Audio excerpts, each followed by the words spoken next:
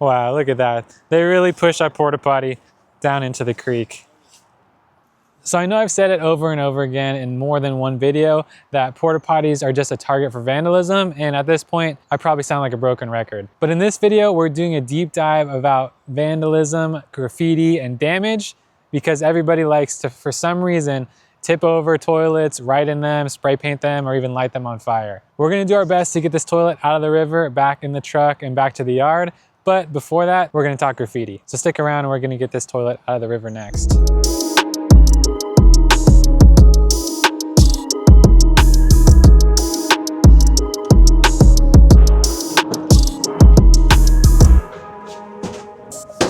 Even though it can be funny to see the kind of stuff that people write and draw in a porta potty, it actually should be something that your company takes serious. There was a lawsuit filed against Hathaway Dinwiddie because of racist and discriminatory graffiti inside of porta potties, and they ended up having to pay out $725,000 in this case. That is a pretty penny, and if that's your toilet, you don't want to be found liable for paying any of those damages. So, in order to keep that from happening, you need to be proactive about removing graffiti. Make sure all of your trucks have a graffiti remover. It's not cheap, and for that reason, we make sure to charge for graffiti removal. It clearly says it in our terms and conditions, but people still try to argue it. But it's something that we have to do in order to cover the cost of removing the graffiti. Especially when a toilet is out in a sketchy area, it's gonna come back looking like a mural. We all know that the customer is not gonna remove it, so that falls in our lap. Charge a fair price to cover the labor and the chemicals, and you really shouldn't get too much pushback from your customers. It's a lot better to pay $50 than multiple hundreds of thousands in a lawsuit. All right, enough about graffiti. Let's go get this toilet out of the creek.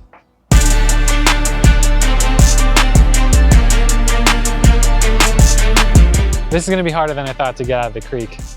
So honestly, I'm not too sure what the game plan is. The hill is hella steep. Getting down, it's a hella steep hill, and the toilet's all the way down there. We have to get it up to the truck up here. So I think the plan is we're gonna get it strapped, try and pull it across, and then somehow push it up the hill.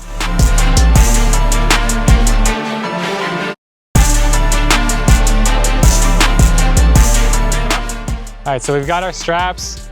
Santiago was smart and brought some rain boots so he can walk in the river without getting wet.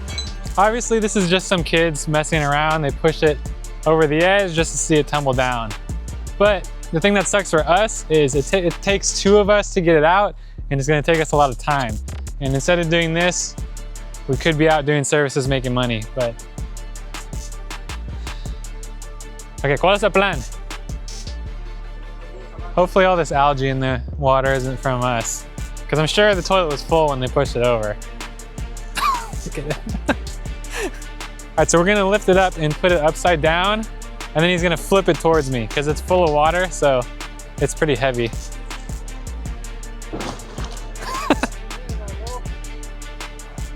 I guess porta potties float.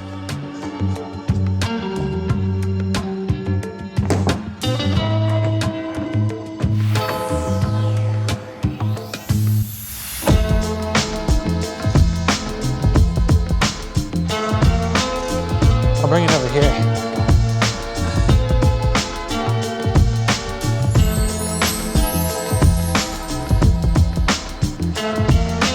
Oh, it smells hella bad too. Ooh. Oh, yeah, nice.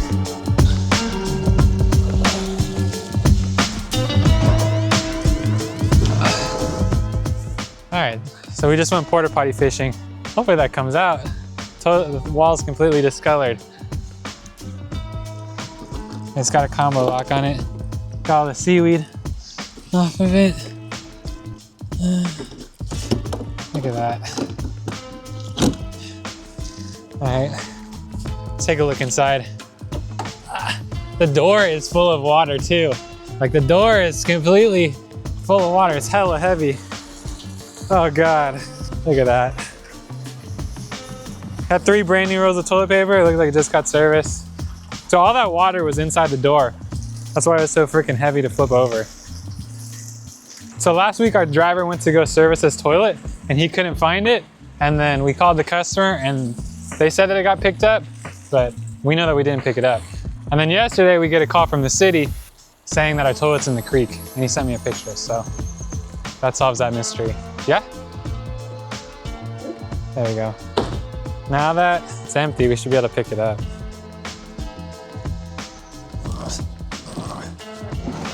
So we want to bring it this way and up.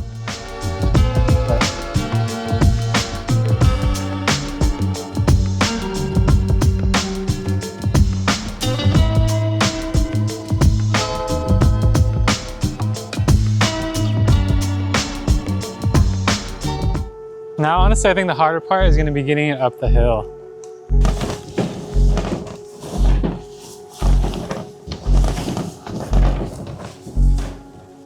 It smells like freaking poopy swamp water.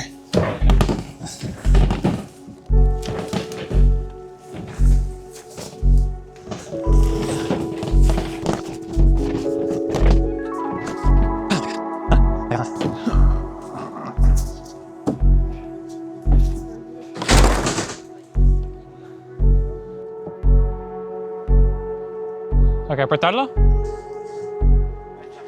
Ahí está. Ok. ¿Listo? 1, 2, 3.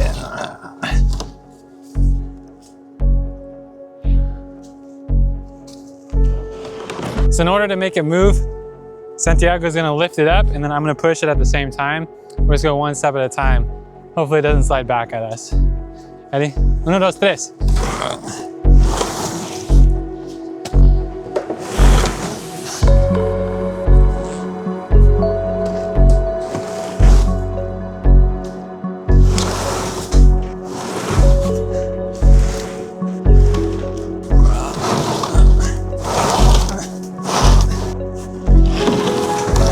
To be honest, Santiago's doing all the work. I'm just kind of here for emotional support to make sure it doesn't fall back. Because I got like no leverage where I'm at.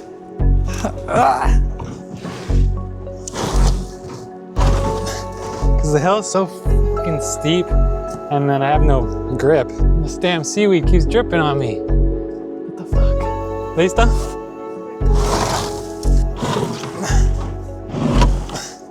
So I'm gonna connect the other strap because I think if we do that, it might be a little bit better. Más rápido. Uh-huh. Hay que echarle la trela y pues ya.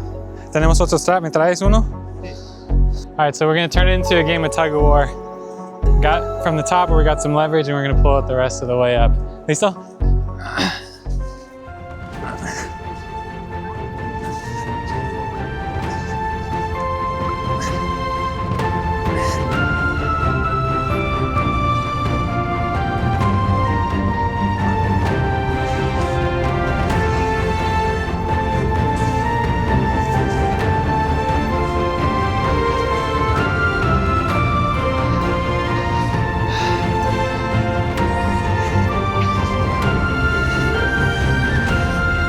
Ay, ay, ay. Está libre. All right, so we got it out. Now it's time to pick it up. Hopefully it's not too damaged.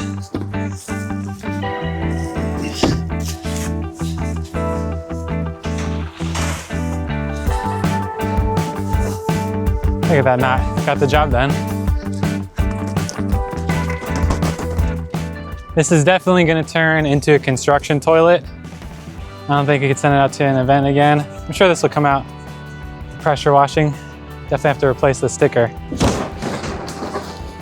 It's a great idea to keep your event units and your construction units separate, because obviously when you get a new shipment, all of them are going to be for events, and you'd love for them to stay that way, but over time they get damaged, stuff happens to them, and then they're not so nice and you don't want to be sending them out to your events anymore.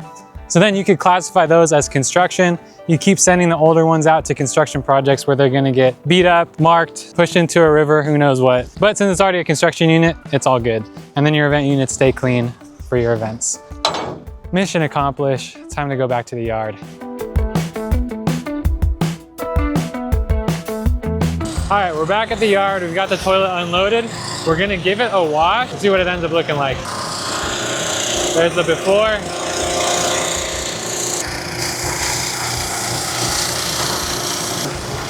All right, so That's not a good sign. The first pass didn't do literally anything. We're gonna have to hit it with some elbow grease. So I think we found the winning combination. It's Goo Gone with a Scotch pad, and we're gonna scrub it and get it clean. So sprayed it all over. Tried a few different chemicals, and that is what works the best.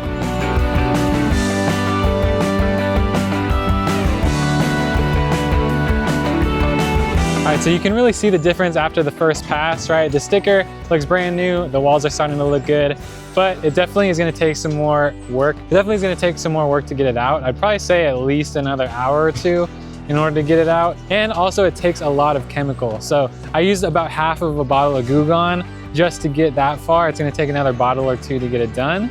And that is not cheap, right? So if you think about it in comparison to cleaning a normal toilet that comes back, it's taking way more time and way more chemical. And the thing is, the customer wants nothing to do with paying for this because they think that it's our fault that the toilet fell in the river when they were the ones renting it when it happened. So that's kind of one of the pickles that you get in as an operator. Porta potties are one of the things that customers will fight you for paying any penny extra over what they were quoted. And that's one of the bummers about what happened today, right? I had to take an extra guy with me to do the pickup. It took us over an hour, so 2 hours of time in order to get it picked up. The toilet's way dirtier than usual, so it's gonna take way longer to clean it. So at the end of the day, we end up taking an L on this rental. But luckily, there was no damage. So once it does get cleaned, we will be able to rent it out again. None of the parts were damaged, which is a huge plus, but it will definitely be a construction toilet. And that brings us to the last subject of the video, which is damage. When you get your new shipment of brand new toilets, of course, everything's all good. The toilet is beautiful and everything works great. But as it starts renting out, people do not treat porta potties with care. Units are gonna get destroyed, burnt, or maybe even stolen. Because of this, you need to be ready with replacement parts for anything that can go wrong. You don't wanna pick up a toilet, bring it back to your yard, and then it turns out you can't re-rent it because there's a part on it that's damaged and you don't have the part in order to replace it. Some of the things that I like to keep on hand, right, are an extra lock latch, because if this breaks, right, people can't close it and use it. These latches for the combo locks, people like to break these when they're trying to break in, especially homeless people. And then people want to be able to put a lock through that loop. Toilet seats are a huge one. Obviously you can't send out a rental without a toilet seat. And then the spare toilet paper bars. People like to steal these for whatever reason. We replace all of those items almost on the daily. And the thing is, the parts cost a lot of money too. We can't just keep replacing everything for free. And I don't know what it is, but so many customers will fight to not pay for repairs on the rental that they have in their possession. Because if you rent something like a car or a piece of equipment, like let's say a lawnmower, and you damage it while it's in your possession, you already know that they're gonna charge you for it, and I bet there isn't that much of an argument. But if you're renting a porta potty, I can't tell you how many times the customer gets upset because we hit them with a replacement charge for a toilet seat or a latch. When something is in the customer's possession, they are responsible for it and any damage that happens. You wanna make sure that you have that in your terms and conditions. You wanna make sure you have that in your terms and conditions for your rentals so your customers know they're responsible for the replacement costs. Now, of course, this isn't a firm rule for me. If I have a really good customer and something breaks, obviously, maybe I'll waive the fee for them. But if it's consistently happening and the same thing is happening at the same job site, I can't keep replacing it for free. We need to hit the customer with that charge so then they can talk to their employees and they can stop breaking stuff. Because the customer not wanting to pay is the best motivation for them to take better care of your toilets. Another option that you can offer to your customers is a type of insurance on your rental, similar to like how they offer it on a car. I'll use that example again. So with this insurance, you can have it cover up to a certain amount of damage on a customer's job site. You know, let's say like $200 or $300. I wouldn't make it cover the full replacement cost of the toilet because if you're charging $10 or $20 a month for insurance, it's not gonna cover a $1,000 replacement for a toilet. So as long as customers don't keep damaging your toilets all the time, you might end up coming out ahead by offering this insurance, and it's a nice way to add another $10 or $20 on the monthly rental. That wraps it up for today's video. Thank you so much for watching. I know that I've covered topics like this before in the past, but I wanted to do a deep dive about damage and what we do to handle different scenarios. It really is one of the biggest challenges that we come across as operators. If you want to see what some other big challenges we run into are, check out this video right here where I talk about 3 other ones. We'll see you next time.